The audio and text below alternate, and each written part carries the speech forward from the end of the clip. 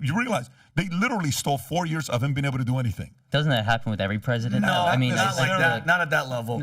Tell me, I'd say it was extreme. Obama. Go to Obama. No, Go to Obama. I'd say Biden. They're doing it with go to Biden, Obama. right? Go to Obama. Go back before him. Obama. Forget about Biden, I but agree. go to Obama. Every news station, Colbert, Obama. You know, Leno when he was still on, or you got Kimmel, Fallon, MSNBC, ABC. This is the greatest president of all. The guy got a Nobel Prize the day, you know, for nothing. They painted him as the greatest president of all time prior to even doing anything. And everybody was supposed to just sit down, bow down to this guy being the greatest of all time, and we took it. Yeah, so before Trump, that's how things were. But apparently now things are changing. Why? Right? Because, but ask the question why. Do you realize what was the most humiliating a moment of Obama's presidential run? What was the most embarrassing moment of Obama's run? When he made the White House do the flag. No. The LGBT flag? Well, that was pretty interesting. That was pretty interesting. I don't think that was the most, individually, not as a country.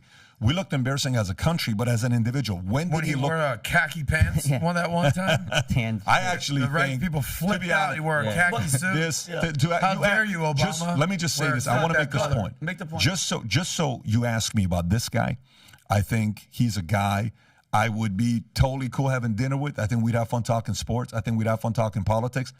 I think I would like sitting down with this guy and enjoying a show with him, okay, Obama. When I watched him on different shows, I liked watching him. It wasn't like I didn't like watching him. What was the most embarrassing moment of his career when he was a president? When he was doing the Fallon or the Kimmel show and is reading all the tweets, and he reads this tweet and he says, you know, President Obama may go down as the single worst president in the history of America, something like that. And then what does he do? He grabs the phone. He says, oh, yeah, at least I will go down as the president. Two-term president.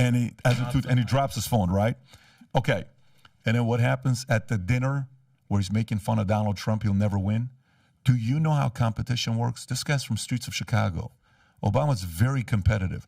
Do you think out of the 7.7 billion people around the world, if there was one person he was not okay with becoming a president, you know who it was? Only one guy. Yeah, Trump. And the guy he didn't won, won.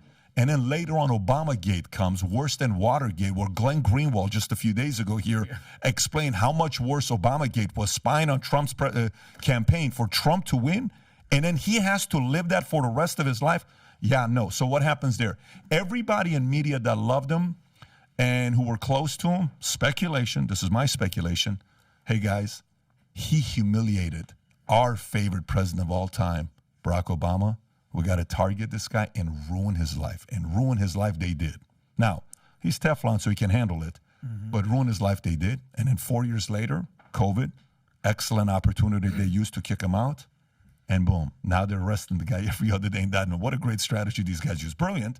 But all of it goes back to this guy named Barack Obama. And Brian, Ed, just out of curiosity, and I hate now that we brought him up, I have to talk about it. The Hunter laptop, okay, laptops, because he left a couple at that place. We found out this year with the Twitter files that, and this is, I don't care how you spin it, this is cheating. That there was so much information on there about him, his father, the big guy, all these deals, that the FBI, in conjunction, colluded with Twitter and all these social media places to stop that story, to suppress the story. Anybody that tweeted about it, anybody that spoke about it, you were taken off all these platforms. That is actively cheating to help one political party. So no matter what anybody says, that 100% affected. And they did a poll, Pat, of voters, and they said, if you knew what was on this laptop and all the shit that was with him and his father, would it have swayed your vote? And what was it, like 40% were like, yeah, we wouldn't have voted for him. So at the end of the day, from the Russia collusion to all this to the laptop, that system that he's talking about, 53 of Americans made aware of the Hunter Biden laptop story would have changed their vote. So guys, let's be men about this. That isn't cheating for you. Is that cheating? So I disagreed with the fact that Twitter deleted that New York Post article. So I think that was wrong. You call it cheating? But hold on, you call it cheating? I wouldn't say it's cheating because Twitter acted as a private company. Twitter did not act at the behest of the FBI. They may have been. They were there. Hold on. They were actively going there telling them, we're with the FBI. The White House sent us. don't put this story out because it'll help a political campaign. No, but that's not what the FBI told Twitter. Though. Yes, they did. No, did you read the Twitter files? Of course we did. They said it was misinformation, and Twitter decided based on what the FBI. So how's it misinformation? Hold on. So if the FBI, if the government entity the FBI, says that this they is, said it had the characteristics of Russian information. Bro, That's what the letter. No. If they had the characteristics, so that's the FBI, the same FBI that said that dragged us to this Russian collusion bullshit. If they say that, if there's characteristics, they know. Come on, they know what they were doing. The letter said there's characteristics of Russian disinformation, which arguably it could have been, right? Come on. So I mean, Ed, are you joking right now? You've been. No. I'm telling you what happened. I actually want to leave you to speak, and I want to. And I want to hear you. So, are you sincerely being serious about what you just said? I'm just telling you what they said. That's all I'm doing. No, I understand that, but you're saying it in a way where you think that's a valid I disagree 100% with the fact that Twitter removed that article. Okay. 100%. So then if they would have kept it, 53% said that would have changed the way they would have voted. That could have meant the difference of Trump being president versus Biden, yes? Yes, it could have, yes. And I think what Twitter did was absolutely wrong. I don't think it was, I don't think they... The idea that the FBI forced them to remove it, they didn't. The FBI has, Donald Trump himself asked Twitter to remove tweets from Twitter, right? Is that election interference too? Stay on this topic here. Yeah. Stay on this topic here. So you just said yes. It would have changed the. I don't know if it would have changed the election. You said yes. It may have though. Yeah. No, I mean you guys are. If there's. You guys are smart guys. You know, you're not guys that are dumb guys. You guys are smart guys. So if you're smart, just be the smart guy that you are. So if that is the case, so now watch this. When you think about in sports when somebody wins with a method of cheating, okay, there was a guy that was fighting, and at the end, this other guy ended up being paralyzed. He ended up dying. The guy had. At the end of the fight, the father, have you guys seen this video? It's a very emotional video where the father comes in, and at the end of the fight, the father, who's the trainer, grabs the opponent's hand, and he starts doing this to the gloves. He does this to the gloves because he saw what they did to his face. And then he calls it, and the guy's like, no, he starts, have you ever seen this clip or no? He put stuff in you have to find this video, Rob. And let me tell you, they find the gloves, they open it up. No. And in the gloves, there was metal and rocks. Damn. The father, it is the most, my body just got the chills all over my body. You have to watch this video. It's so freaking hard to watch. I'll find it out. When I'll respond back to them, I'll send it to you. This kid, for the rest of his life, lived out of a wheelchair. He was paralyzed for life. I mean, that guy cheated, ruined his life. So imagine the rage on half of America who were publicly humiliated for losing, who supported a guy that they wanted to go again, and COVID hurt him. And not only that tweet hurt him. In their eyes, he should be the president. And now this guy deserves another 4 years in their eyes. Now you're doing this again 5 times in a row the day after, with knowing the fact that Hunter Biden's taking money, knowing the fact that in the history of the White House, if there's ever been cocaine, I don't know how much cocaine Lincoln did at the White House, but there's not a lot of research on him having cocaine back in the days. So cocaine's only going to be linked to one guy. Now, we're supposed to say, nah, it's not going to be him. It's probably somebody else. Honestly, it's probably Donald Trump Jr. somehow snuck in there, did cocaine and left. That's probably him. We have to. You realize how the American people feel like, why do you talk to us like we're dumb and stupid? At this point, I'm okay with buying some propagandas you want to sell, but the moment you start looking at me as I'm stupid, the voters like, I'm sick of you treating me like I'm an idiot. I'm not an idiot. I know what you're doing, and you can't win. So that's the rage. The fact that even a guy like yourself said that could have influenced it. Yeah, I mean, the left is probably outraged as well that the Republicans are talking about impeaching Joe Biden, right? And they feel the same way about that. They feel like the Republicans are. Well, I mean, you had to look at it from that point of view as well, right? But again, what you're saying is the left is also. By the way, I'm not supportive of either one of them impeaching anybody. Just go do your thing. Unless if it's like, so this impeaching game is not a game I support. I've not one time talked to you about them impeaching Biden. Not one time on our podcast. It's not an article I'm interested in. I'm not interested in that kind of stuff. That's going to make this country the greatest country in the world, the shittiest country in the world. We're going to join a bunch of different people. Yeah. But this is a cause of, they impeached Trump how many times? Twice. And what happened? Nothing. Yeah, but they just wanted to. Did anybody expect anything else to happen? But that wasn't but why did they do it then? Yeah, I don't argue that. It's purely to humiliate the guy. Yeah. That's the only reason you do it. Yeah, it's a political tool. Well, then guess what? So if the right is sitting here right now, they're doing it, it's cause. It was stemmed by the left. You started it, like this whole thing. Well, you could say the Clinton impeachment started it too. The Clinton impeachment, I'm also not supportive of that with the Clinton impeachment. What happened there? If you impeached him, you want to go impeach all the other however many presidents that we got to go back and do that with? No, I'm not supportive of that. But this one, that one at least there was a proof. He came out and said, I did not have. And then he says, I have to apologize. And then boom. Yeah. And then it is what it is. Obviously, in today's climate, that would be a regular day on a Tuesday. That would get him Trump's elected. Administration, yeah. Well, can I guess, add to the conversation? Maybe we'll, by the way, if we were having this conversation 1 year from now, this is a cute conversation. I would say, we're sort of getting along. By the way, fast forward a year from now, you guys, you talked about fighting and arm wrestling, shit would be going down. Because the temperature in the room is at a very, comfortable 72 right now. Go to August, September of 2024. It's about to be 98 degrees and about to be 104 degrees because shit's going to get very, very heated. So, we're having this conversation. But, Justin Timberlake used to say, he sang the song like, what goes around comes around, what goes around. That's exactly what's happening in politics. Yeah. And no matter what conversation we have, no matter what happens, here's what I can guarantee to everybody out there. Every 4 to 8 years, get ready for a new president. Get ready for a Republican president. Get ready for a Democratic president. Why is that? Just look at the proof. The proof is in the pudding. Every 4 to 8 years, America basically has a bipolar episode and says, well, those guys suck. Let's try the other side. Well, those guys suck. Let's try the other side. You talk about Clinton and basically his term came up in 2000 and that, Gore, Bush, they flipped on Clinton, they went to Gore. They went to Bush. And that was a whole election fraudulent, Chad's ballots, everything's going on.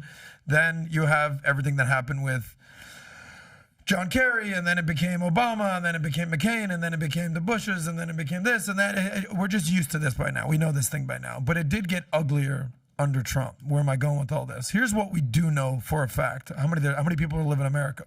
330 million. Yeah. How many people vote? 150 million. It's almost half the country, let's say. What if I were to tell you, how many people do you think run this country? What's your number? Like, how many people run this country? And I don't mean like the oligarchs, social media, tech. How many people sway the votes of this country every 4 to 8 years? What's your number? It's probably under 500. I think. 500 people?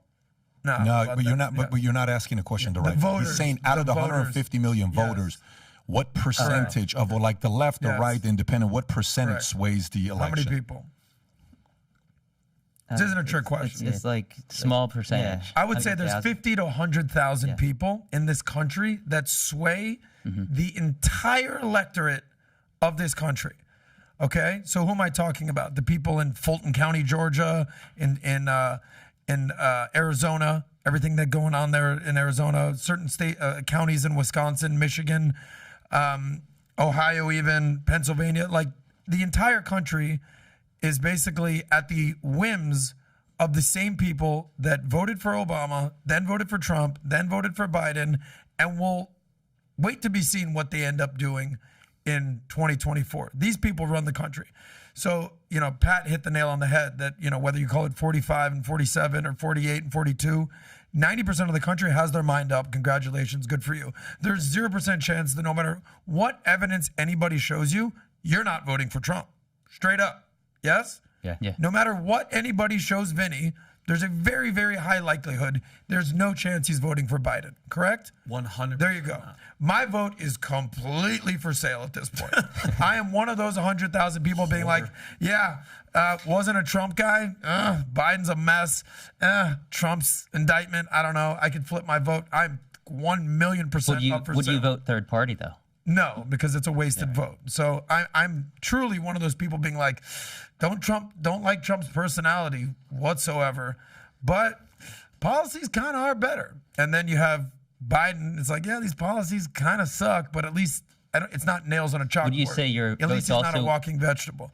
But he's also, my vote is important in Florida. What's my point with all this kind of stuff like that? You know, there's certain people on the left that have Trump derangement syndrome, straight up. There's certain people on the right where you've proclaimed that these people are part of a cult. No, for the record, I don't consider them a cult. But you did tweet that. No, it was a question. It was okay. Oh, okay. Well, all right. Sorry. I really don't believe that they're That's a cult. fine. Like, But maybe there's 10% of the country that are free thinkers. Like you said that some of your family is Democrats, some of your family is Republican. Yeah. In my household, my mom, no matter what I tell this woman, there's a 0% chance she's voting for Trump. Zero. No matter, I'm like, it's Trump or a ham sandwich. She's like, well, I don't really eat ham, but okay, I'll guess. Whatever I tell my sister, whatever she finds out, she's 100% voting for Trump. Why? Because she met him once. So, but ultimately what is happening in this country is just because someone votes for the other option, this binary option, we don't need to hate our neighbors or hate our family.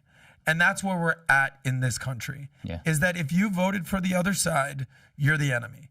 And it's emblematic of where we are, and it's only getting worse. So I guess, you know, Kyle Kalinske, I don't even know if we have that clip, he hates you guys because you're more left than him, okay? And you hate Trump because he's supposedly a liberal, now he's, you know, a conservative, what have you.